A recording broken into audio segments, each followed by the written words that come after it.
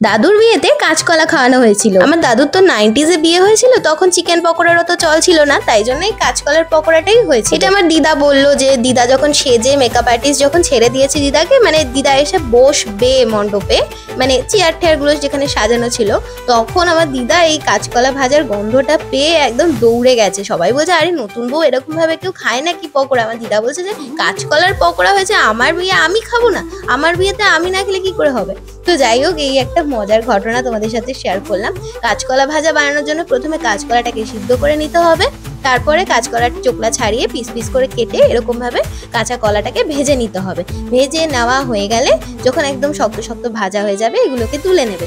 তুলে নেওয়ার পরে এটাকে একটা কিছু ভারী দিয়ে, তোমরা বাটি দিয়ে করতে পারো বা থ্যাতনা দিয়ে করতে পারো, যেটাই তোমাদের কাছে ভারী অ্যাভেলেবেল, সেটা দিয়ে এইভাবে করে কলাগুলোকে থেতলে নেবে। থেতলে নেওয়ার পর প্রত্যেকটাকে আবারও তোমাদেরকে ডিপ ফ্রাই করতে হবে বেশি করে তেলে। এটাতে তোমরা হয়তো ভাবছো যে কিছু মশলা দিলাম না, মশলা এখনই দেবো না, মশলাটা লাস্টে দেবো। আমরা এই কাঁচা কলাগুলোকে নুন আর হলুদ দিয়ে সিদ্ধ করে নিয়েছিলাম, তো এর মধ্যে নুন ঢুকে গেছে অলরেডি। এই যে দেখো, যেমনটা বলেছিলাম আবার করে কিন্তু এটাকে ফ্রাই করছি।